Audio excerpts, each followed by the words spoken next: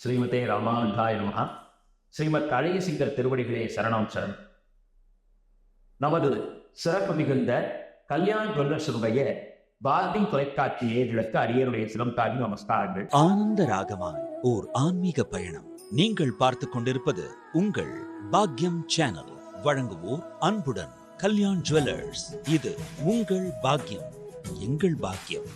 சிறப்பு மிகுந்த 108 திவதேசங்களை செழித்து வரக்கூடிய நமக்கு இற்றை நாளில் 108 திவதேசங்களிலே 40வது திவதேசமாக விளங்கக்கூடிய திரு சித்திரக்கூடம் என்று சொல்லக்கூடிய தலத்திலே சேவை சாதிக்கும் கோவிந்தராஜ பெருமாளின் மகத்துவங்களை அறிந்துள்ளவருக்கிறோம். இந்த திரு சித்திரக்கூடம் என்ற தலம் உருவான வரலாற்றை பற்றி நாம் அறிய வேண்டும் என்றால், தில்லி என்று சொல்லக்கூடிய ஒருவன் பெருமாளிடத்திலே பக்தி கொண்டு அற்புதமான சோலைகள் சூழ்ந்த பகுதியிலே வளம் நிறைந்த மரங்களை தருகாமையிலே நாம் இருக்க வேண்டும் என்று சொல்ல, அப்படியானால் தில்லை வனத்திற்கு சென்றேன் என்றான். தில்லி வந்து மரம்போர் நின்று தவம் இயற்றியதால் தில்லை வனம் என்று சொல்லப்பட்ட இந்த பகுதிதான் மிக அற்புதமாக தில்லை நகரம் என்று அழைக்கப்பட்டது. அதனால் தான் இந்த சிதம்பரத்திற்கு தில்லை திருநாள் என்றும் தில்லை நகரம் என்றும் சித்திரக்கூடம் என்றும் அற்புதமான பெயர் விளங்கி இருக்கிறது. இது ஒரு வரலாறு என்றால், அடுத்த விதமான வரலாற்றை நாம் அறியும் பொழுது ஆச்சரியமாக இருக்கும். சைவமும் வைணவமும் இந்த திருத்தலத்திலே ஒன்றாக இருக்கின்றன. சைவத்திற்கு கோவில் என்றால் அது சிதம்பரமான இந்த தில்லைதான்.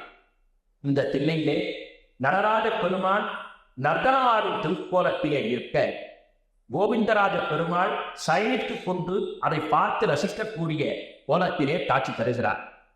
இவருக்கு சரியான பொறிவரம் வலிதீரம், நடராஜ பெருமானுக்கு சரியான கோவிந்தரம் முடிதீரும்.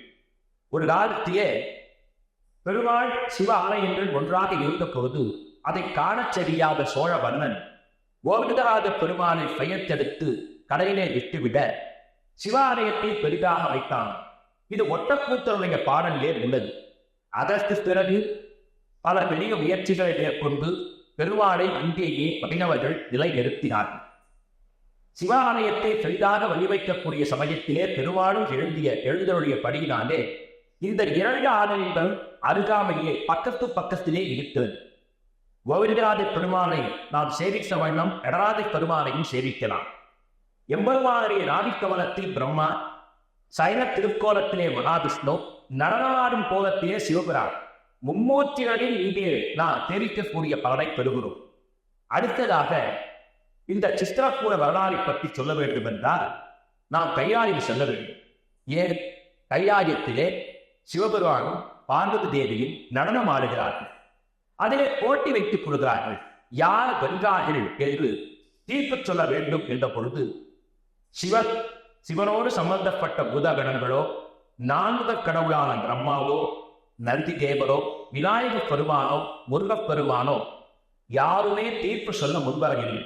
ஏனென்றால் கண்டிப்பாக நாம் ஏதேனும் தீர்ப்பு சொன்னால் யாரேனும் ஒருவருடைய கோபத்திற்கு ஆளாது இருவோமோ என்று பயந்து அவரவரும் ஒதுங்கிவிட, வைகுண்ட நாதரை சென்று பார்த்து எங்களுடைய ஆட்டத்திலே யார் வென்றார்கள் என்பதை நீர்தான் சொல்ல வேண்டும் என்று கேட்டுக்கொள்ள, அப்படியானால் பூ உலகத்திற்கு சித்திரக்கூடம் வாருங்கள் என்றான்.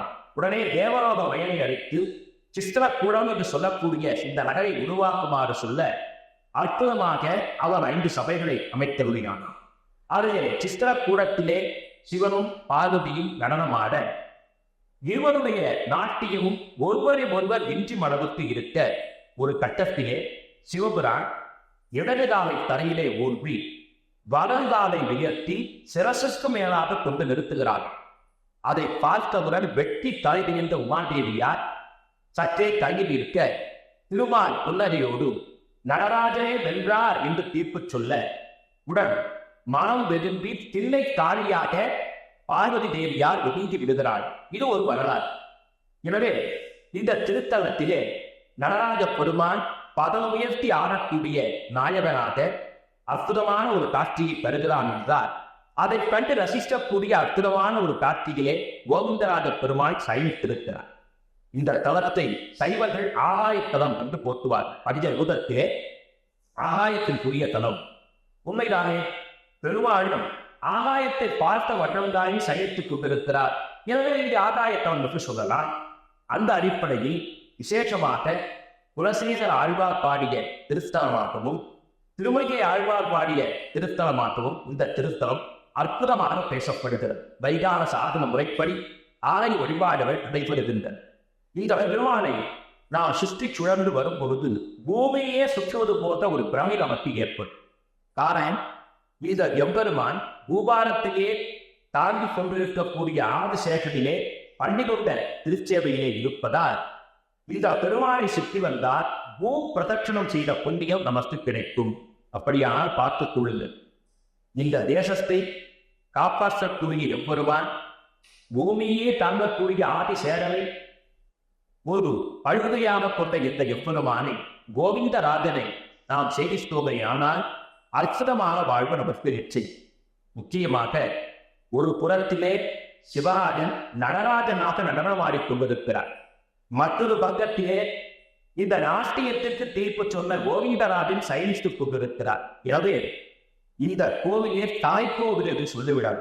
அப்படியானால் இந்த திருத்தலத்திற்கு யாரெல்லாம் வருகை தர வேண்டும், கலைத்துறையிலே யாரெல்லாம் வெளிய வேண்டும் என்று நினைக்கிறார்களோ, குறிப்பாக இசை, நடனம், நாடகம், திரைப்படம், எழுத்து, சொல் என்று கவிதை என்று யாரெல்லாம் கலைத்துறையோடு தொடர்பு கொண்டவர்களாக இருக்கிறார்களோ அவர்கள் எல்லோரும் வந்து இந்த கோவிந்தராஜனை தொழ வேண்டும்.